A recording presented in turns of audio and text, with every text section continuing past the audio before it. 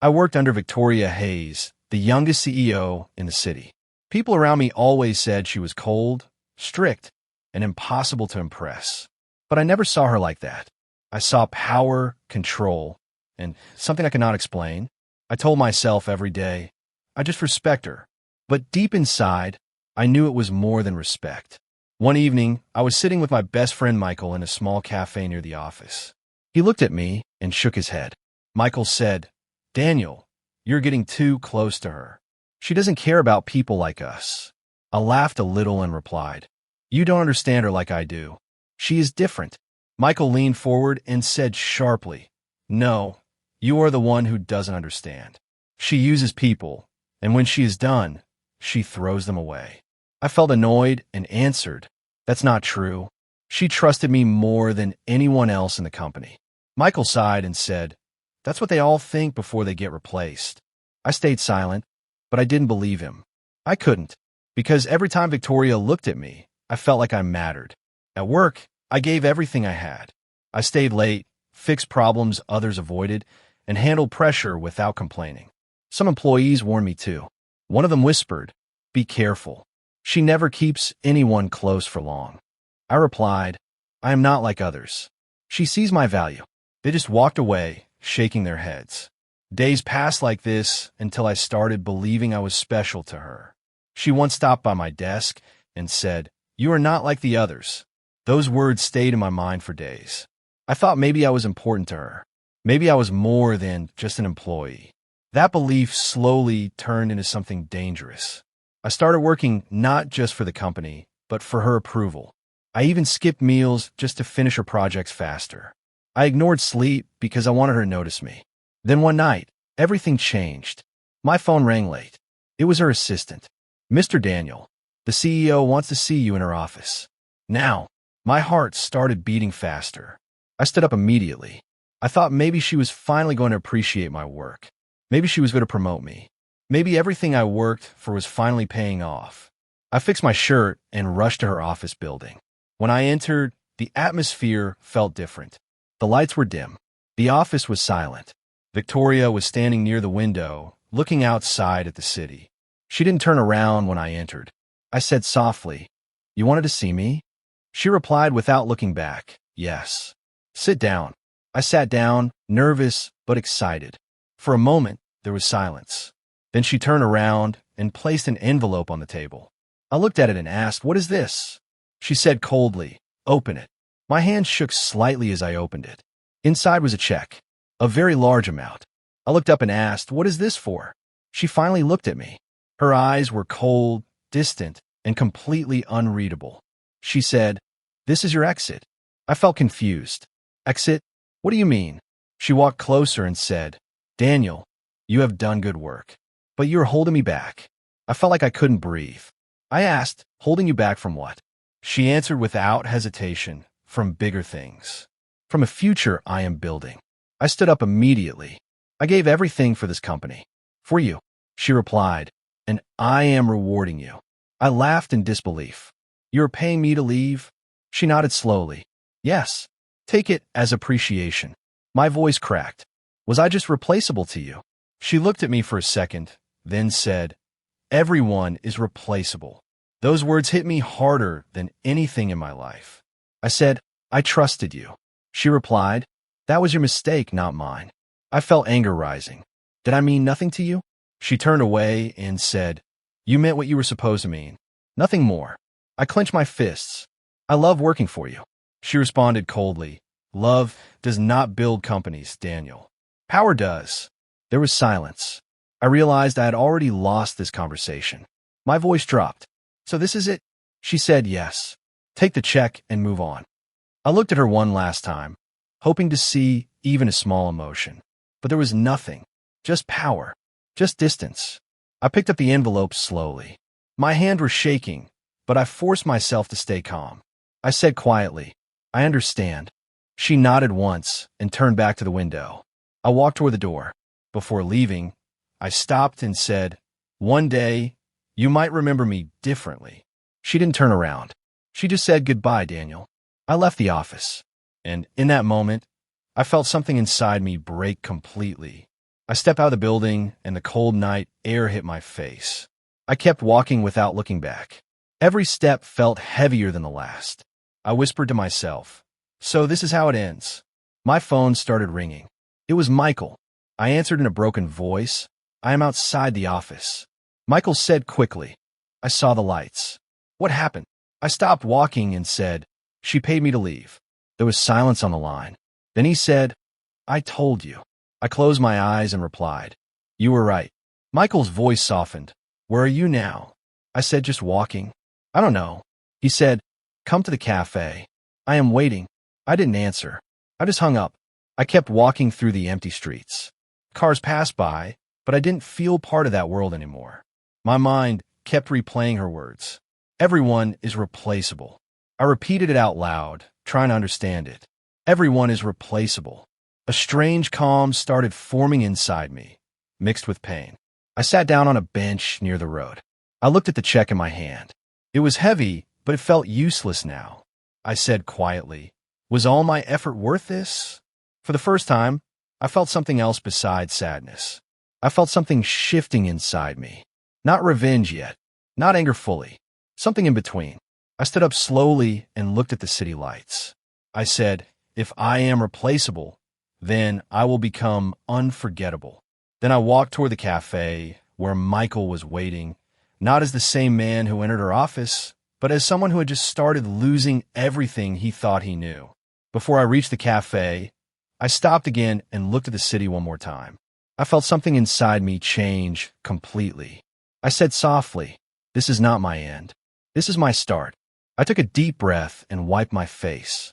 Then I walked forward with a different feeling in my chest, like something stronger was slowly waking up inside me for the first time in life again. I left Victoria's company that night with nothing but that check in my hand, but it didn't feel like money. It felt like humiliation folded into paper. The next morning, I started applying for jobs everywhere. I told myself, I will prove her wrong. At the first interview, the manager looked at my resume and said, "You worked at Hayes Corporation?" I nodded and said, "Yes."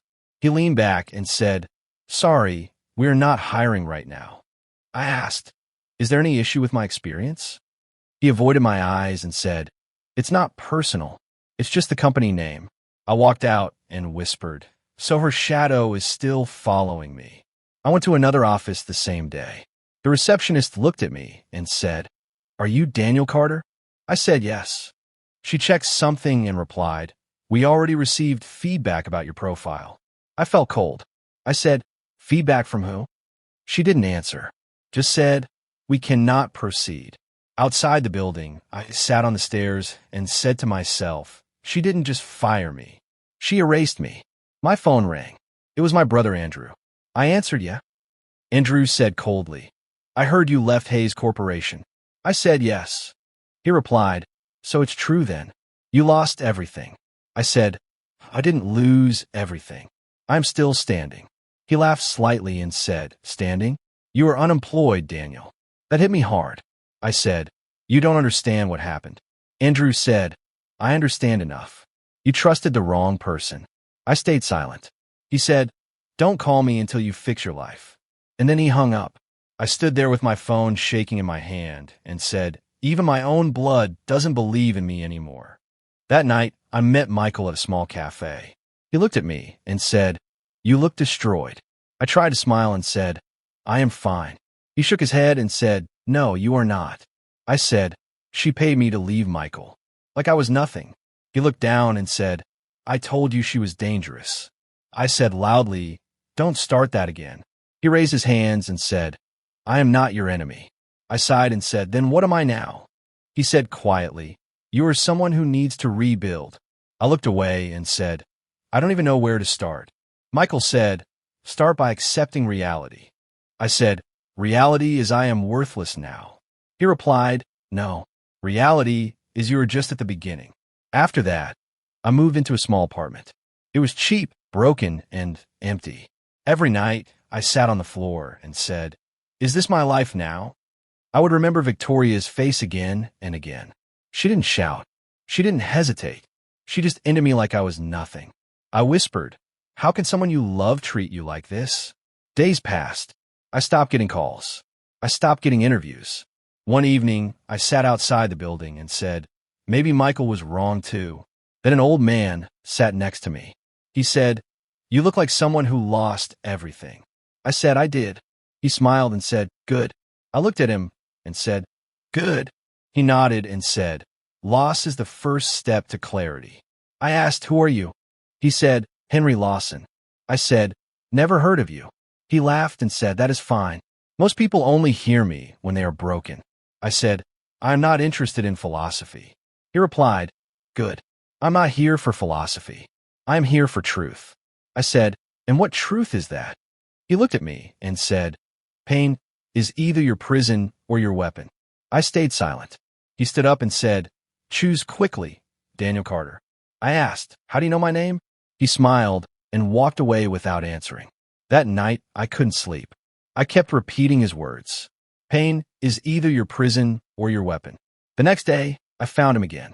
I said, teach me. He looked at me and said, why? I said, because I have nothing left. He replied, wrong answer. I said, then what is the right one? He said, because you want to become dangerous. I stayed silent for a moment and said, yes. He nodded and said, good. Then start working. From that day, everything changed. He made me read business books, study markets, and analyze companies. At first, I struggled. I said, this is too much. He said, good. That means you're learning. I said, I don't understand half of this. He replied, you will. Every day I worked with him, I felt my old self dying slowly. But something new was forming. I wasn't just surviving anymore. I was rebuilding. Michael came to see me a few days later. He stood outside my small apartment and said, you look worse than before. I opened the door and said, come in if you want. He sat on the broken chair and said, Henry is changing you. I replied, I hope so. Michael leaned forward and said, or he is pushing you into something darker. I looked at him and said, I already lost everything good, Michael. There is nothing left to lose. He stayed quiet for a moment and said, that is exactly what scares me. I said, you don't need to stay if you don't believe in me. He shook his head and said, I didn't say I don't believe in you. I said, I am worried. Then he stood up and said, just don't become someone you hate. After he left, I sat alone and whispered, I already hate who I was. The next morning, Henry handed me financial reports and said, read this and explain it. I said, I'm not ready for this level. He replied, you were never ready. That is why you need it. I said, why are you helping me? He looked at me and said, because broken men either destroy the world or rebuild it. I asked, and what am I supposed to become? He said, that depends on your choice. For the first time, I said clearly, I choose to rebuild. He nodded and said, then stop thinking like a victim. Those words stayed in my mind all day. That night I sat alone and said, I am not a victim anymore. I started pushing myself harder than ever before. I studied until my eyes hurt. I refused to sleep early. Every time I wanted to quit, I remembered Victoria's words. Everyone is replaceable. I said to myself, I will prove that wrong. Henry noticed my change and said, now you are starting to think like a builder, not a broken man. I asked him, will this pain ever go away? He replied, no. It will either guide you or destroy you. I said, then I will let it guide me. For the first time, I felt something stronger than pain. I felt direction forming inside me, slowly but clearly, like a new life was beginning from everything I lost completely. I started working with Henry every single day. He didn't treat me like a broken man anymore. He treated me like someone who could either rise or disappear completely. One morning he said, today you will stop thinking like a worker. I asked, then what should I think like? He replied, like someone who owns outcomes. I frowned and said, I don't even have money for that yet. He said, money follows thinking, not the other way around. I stayed silent, then said, this still feels impossible.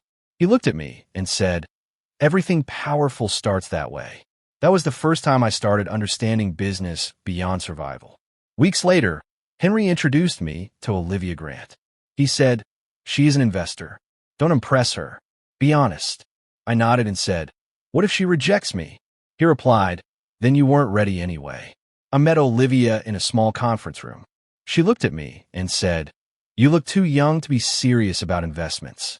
I answered calmly, maybe I am young, but I am not careless. She smiled slightly and said, everyone says that. I said, I don't need you to believe me. I need you to test me. That made her pause. She leaned forward and said, interesting. What are you building? I said, a system that fixes small business losses using real-time decisions. She asked, and why should I care? I replied, because every big company started by solving a small, ignored problem.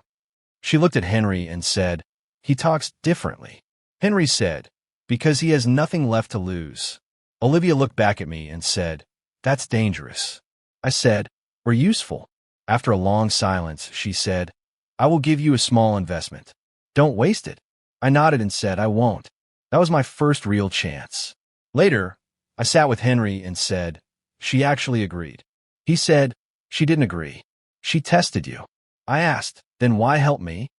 He replied, because you didn't break when you should have. I said quietly, I still feel broken. He said, good. That means you were still honest. From that day, I started building my company. I rented a small office. It had almost nothing inside. I said to myself, this is my beginning. I hired my first assistant, Sarah Bennett. She walked in and said, this place is empty. I said yes, but will not stay empty. She asked, why should I work here? I said, because I don't pretend to be successful yet. She studied me and said, that's rare. I replied, so is honesty in business. After a pause, she said, fine, I will join. I said, why? She answered, because you don't sound like a liar. That was enough. Sarah became the first person to truly stand beside me in my new journey. Days passed. We worked endlessly. I wrote plans, failed, corrected, and tried again. One night, Sarah said, you don't sleep. I said, sleep is expensive right now. She shook her head and said, you are pushing yourself too hard. I replied, if I stop now, I go back to nothing. She said softly, you already left nothing behind. I looked at her and said, not yet. I'm still building away from it. During this time, I met Emily Morgan. It happened during a business networking event. I wasn't even planning to talk to anyone. She approached me and said, you look like you don't belong here. I replied, maybe I don't. She smiled and said, or maybe everyone else doesn't belong. That made me pause. I asked, what do you do? She said, I listen to people who talk too much about success. I laughed a little and said, then I should leave. She said, no, you are different. You don't talk about success like you already have it. I replied, because I don't. She nodded and said, good. That makes you real. We talked for a while. Not about money, not about power, just life. For the first time in a long time, I didn't feel judged. I said quietly, you don't care about status, do you? She said, status changes. People don't always change with it. That stayed in my mind. After that meeting, I said to myself, she sees me differently. Emily started visiting the office sometimes. She never asked for anything. She just observed. One day she said, you are changing fast. I asked, is that good or bad? She replied, both. It depends on what you are becoming. I said, I am becoming someone who won't be ignored again. She looked at me and said, or someone who forgets who he used to be. That hit me harder than expected. I said, I won't forget. I just won't go back. Slowly, the company started growing. Olivia invested again. Sarah managed operations. Henry guided decisions. I stayed silent about my past. I didn't want sympathy. I didn't want revenge talk yet. One evening, Sarah said, people are starting to notice us. I said, good. Let them. She asked, aren't you afraid of attention? I replied, no. I am afraid of being forgotten. Emily heard that and said, then you are still healing. I looked at her and said, maybe, but I'm not weak anymore. She replied softly, strength and pain are not opposites. That confused me. I asked, then what am I? She said, someone in between. At night, I often thought about Victoria Hayes. Not with anger yet, not fully, but with clarity forming slowly. I would say to myself, she will hear about me again. Sarah once asked, do you ever talk about your past? I said, no. She said, why not? I replied, because it doesn't define where I am going. Henry overheard and said, wrong. It defines why you are going. I looked at him and said, then what does that mean? He said, it means your past is fuel, not weight. That stayed with me. Months passed. The company became stable. We weren't big yet, but we were respected. One night Olivia said, if you keep this pace, you will enter the big league soon. I said, I don't care about leagues. She smiled and said, everyone does. I replied, I care about one thing only. She asked what? I said, never going back to being powerless. Emily listened and said, that is not power. That is fear. I looked at her and said, maybe fear is what made me strong. She said softly, or what will break you again. That thought stayed with me longer than I expected. That night, I stood alone outside the office and said to myself, I am not the same man anymore. But deep inside, I knew one truth clearly forming. One day, Victoria Hayes would hear my name again. And when she did, everything would change completely because I was no longer the man she threw away. 3 years passed, and I barely recognized the man I had become. My company was no longer small or uncertain. It had grown into something powerful, something people watched closely. Investors who once ignored me now asked for meetings. Competitors now spoke my name with caution. I sat in my office one evening, looking at reports on the screen, when Sarah said, you don't even react anymore when good news comes. I looked up and said, because good news is expected now. She smiled slightly and said, that sounds dangerous. I replied, or stable. Henry visited less often now, but when he did, he said, you've built something solid. I asked him, is it enough? He said, enough for what? I said, to never be weak again.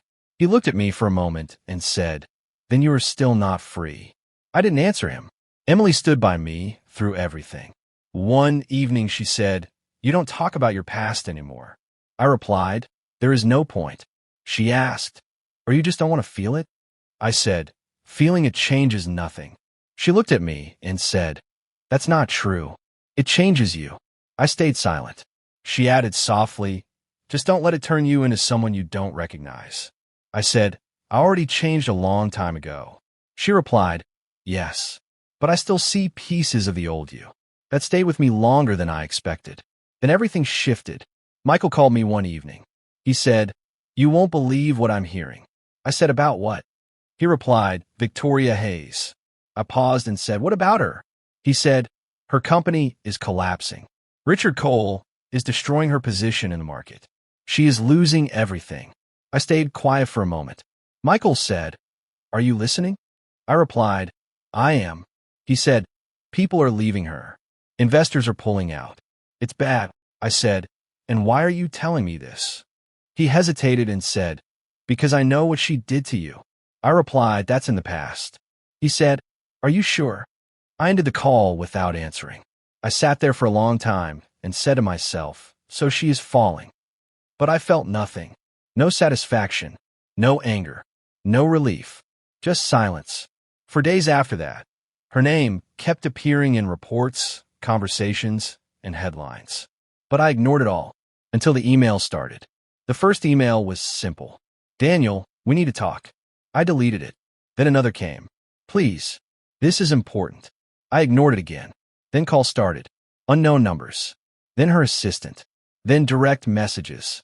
I didn't respond. Sarah noticed and said, you are getting a lot of messages. I said, ignore them. She asked, who is it? I replied, someone from the past. Emily overheard and said, you should at least respond. I looked at her and said, why? She said, because ignoring pain doesn't erase it. I replied, it already erased itself. She didn't agree, but she didn't argue either. Then the day came. I was in my office when security called me. Sir, someone is outside asking to see you. I asked name. There was a pause. Then the voice said, Victoria Hayes. I froze for a moment. Then I said, don't let her in. But something in me changed the moment I said it. 10 minutes later, Sarah walked in and said, she is still outside. I replied, let her wait. Sarah looked unsure and said, she looks different. I said, Everyone looks different when they lose. Emily stepped in and said, "Are you going to meet her?" I said no. She asked why. I replied, "Because I don't need to," but even as I said it, I felt something tightening inside me. An hour passed. Then security called again. She's still outside the gate. She refuses to leave. I closed my laptop and said, "Fine." I stood up and walked outside. The moment I saw her, I stopped. Victoria Hayes was no longer the woman I remembered. Her posture was weaker. Her clothes weren't sharp anymore. Her face looked exhausted, like she hadn't slept properly in days. But what shocked me most was her eyes. Fear. Real fear. She looked at me and said, "Daniel." Her voice cracked. I didn't respond. She stepped forward slightly and said, "Please." I said coldly, "You shouldn't be here." She replied, "I had nowhere else to go." I said, "That is not my problem." Her hands trembled as she said, "I tried everything. Richard Cole destroyed everything I built." I looked at her and said, "And you came to me because why?" She said softly, "Because you are the only one who survived me." That hit something deep, but I didn't show it. I said, "You made your choices." She stepped closer and said, "I was wrong." I replied, "That doesn't change anything." Her voice broke again. "I lost everything." I said, "So did I. Once." She looked down and whispered, "I didn't understand then." I replied, "No, you didn't care." Silence fell between us. Then she said something I didn't expect. "I see now what I did to you." I stared at her and said, "Too late." Her eyes filled slightly, but she didn't cry. Instead, she said, "I don't expect forgiveness." I replied, "Good." She nodded slowly. Then she said, "I just needed you to know I understand now." I looked at her for a long moment. Not anger, not revenge, just emptiness. Finally, I said, "Understanding doesn't fix anything." She nodded again, weaker this time. Behind me, I heard Emily's voice softly, "Daniel." I didn't turn back. Victoria looked at me one last time and said, "You really moved on?" I replied, "No." She asked, "Then what is this?" I said, "This is the result of your decision." She closed her eyes for a moment. Then she whispered, "I am sorry." I said nothing. She turned slowly and walked away from the gates. I stood there watching her leave. And for the first time, I realized something strange. I didn't feel victory. I didn't feel revenge. I felt nothing at all. But deep inside, I knew this was not the end. It was only the moment everything truly began to shift again. Victoria didn't stop after that day. She came again the next week, then again after 2 days. Each time, my security team handled it the same way. One evening, Sarah walked in and said, "She is outside again." I didn't look up from my work and said, "Let her stand." Sarah hesitated and said, "It's raining." I replied, "That's not my concern." Emily heard us and said, "You are letting her suffer outside like that." I finally looked at her and said, "She once made me suffer without rain, without mercy." Emily stayed quiet for a moment, then said, "And now?" I replied, "Now I'm just not reacting." She said softly, "That's still a reaction." I didn't answer, but something inside me was already unsettled. Days later, everything changed. It was late evening when security called urgently. "Sir, she is here again." But this time she refused to leave. I said, "Same answer. Send her away." The voice hesitated. "She is not leaving, sir. She is standing at the main gates of the mansion." I froze. I said, "Emily's mansion?" He replied, "Yes." I stood up immediately. Emily looked at me and said, "What happened?" I said, "She came here." Emily frowned and said, "That's not normal." I grabbed my coat and said, "Stay inside." Emily followed me to the door and said, "Daniel, be careful." I didn't answer. I walked out into the night. The moment I reached the gates, I stopped. Victoria Hayes was standing there, soaked completely in rain. No umbrella, no protection, no pride left. Just standing, waiting. She looked at me and said, "Daniel." Her voice cracked. I said nothing. She stepped forward slightly and said, "Please, just listen to me." I replied, "You've had many chances." She shook her head quickly and said, "I don't have anywhere else to go." I said, "You chose that path." She whispered, "I know." Rain kept falling harder. She looked down and said, "I lost everything." I replied, So did I. She looked up immediately and said, but I didn't understand what I was doing back then. I said coldly, that doesn't change what you did. She stepped closer and said, I was blind. Power made me blind. I replied, no, you were not blind. You were confident no one would ever matter more than your ambition. Her lips trembled. She said, I thought I was building something bigger. I said, you were, just not with me. Silence hit between us. Only the sound of rain filled it. Then she said something quieter. I saw what I lost when it was too late. I looked at her and said, that's the difference between us. She asked softly, what difference? I said, I lost everything and rebuilt. You lost everything and came back to beg. That hit her harder than anything else. Her shoulders dropped slightly. She said, I don't expect you to forgive me. I replied, good, because I won't. She nodded slowly. Then she said, I just wanted you to know. I see it now. I stayed silent. Inside me, something old tried to rise. Pain, anger, memory. But it didn't fully take control anymore. I said, seeing it now doesn't fix anything. She looked at me and said, then what do I do? I answered, that's not my question to solve anymore. Her eyes filled slightly, but she didn't cry. She whispered, you really changed. I replied, you forced me to. That silence lasted longer than before. Then she said something softer. I used to think you would always be there. I said, that was your mistake. She nodded slowly again. Rain kept falling harder now. Her voice broke as she said, I was wrong about everything. I looked at her and said, yes. No hesitation, no softness, just truth. She closed her eyes for a moment. Then she said, I still see you as the only person who ever truly stood by me. I replied, and I see you as the person who ended me. Her breathing shook. For a second, she didn't speak. Then she said, I deserve this. I said nothing. She added quietly, I just wanted to see you once before everything ends for me. That sentence hit differently. Not because it hurt me, but because it sounded empty. I said, already saw me. She shook her head and said, not like this. I replied, then you're still looking for something that doesn't exist anymore. She lowered her head. Rain dripped from her hair, her clothes, her hands. Then she said, I am sorry, Daniel. This time, I didn't react at all. No anger, no emotion, just stillness. I said, I know. She looked up slightly. I continued, but it doesn't matter anymore. Her eyes widened a little. I stepped back and said, you didn't lose me. I paused, then finished clearly. You threw me away. That silence, after my words, felt heavier than the rain. She didn't respond.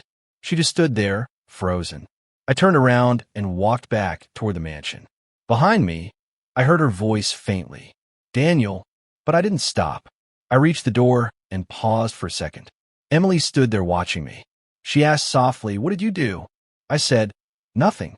She looked past me and said, she is still there. I replied, she will leave eventually. Emily asked, and you? I looked at her and said, I already left that part of my life. Then I walked inside. Behind me, the gate remained open for a moment, and I heard it. Not words, just a sound. Something collapsing in the rain outside. But I didn't turn back. I found out about Richard Cole finishing Victoria Hayes through a short message from Michael. He texted, it's over for her. Cole destroyed everything.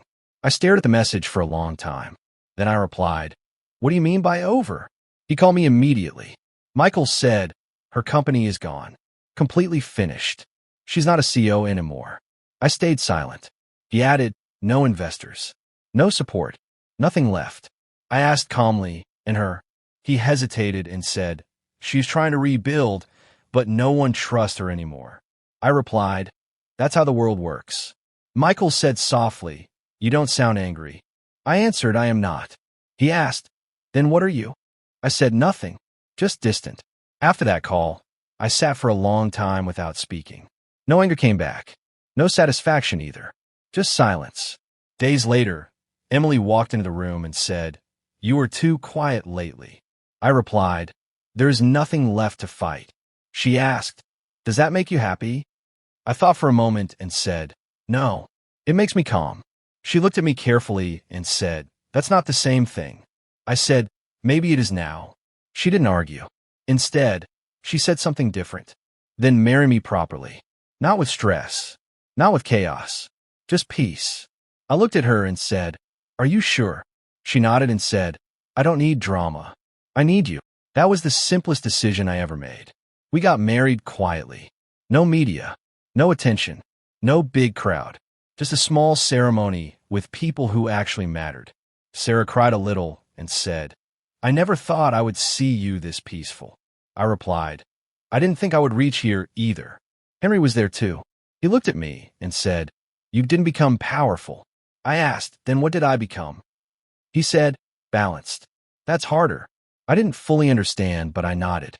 After the wedding, life became quiet in a way I never knew before. No constant pressure. No chasing. Just living. One evening, I stood on the balcony of my mansion alone. The city lights were far away. Emily was inside, talking with Sarah. I stayed outside and thought about everything. My mind went back to Victoria Hayes.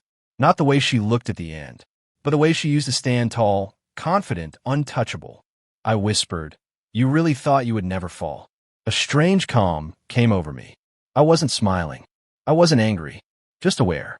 I said quietly to myself, "You thought money could erase people." I shook my head slightly, then added, "But it doesn't erase consequences." Wind passed through the balcony.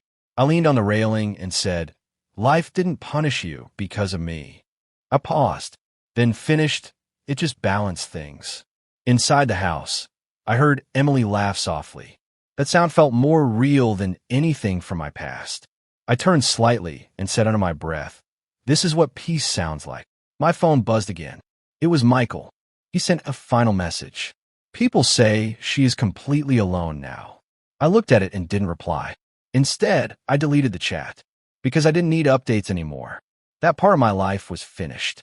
Emily came out and stood beside me. She asked, "What are you thinking about?" I said honestly, "Nothing important anymore." She smiled and said, "That sounds like healing." I replied, "It feels like distance." She looked at me and said, "From her?" I nodded once. She said, "Or from who you used to be?" That question stayed longer in my mind than I expected. I said slowly, "Maybe both." She placed her hand on mine and said, "Then don't go back." I looked at her and said, "I don't want to." We stood there quietly. No tension, no past pulling me back, just present. After a while, I said, "She once thought she controlled everything." Emily asked, "And now?" I replied, "Now she is learning she never did." She stayed silent. Then I added, "That's karma." Emily said softly, "Or just life." I nodded and said, "Same thing in the end." I looked out again and thought about everything I had been through. Loss, betrayal, rebuilding, growth. I said quietly, "I don't need revenge anymore." Emily asked, "Why not?" I replied, "Because life already answered it for me." She didn't speak. She just stood with me. And for the first time, I didn't feel like I was surviving anything. I felt like I had already arrived somewhere I was meant to be. Far behind me, there was a version of me who got destroyed. And far behind that, there was a woman who once thought she was untouchable. Now, both were just memory. And I finally understood something simple. Some endings don't need closure. They just need distance.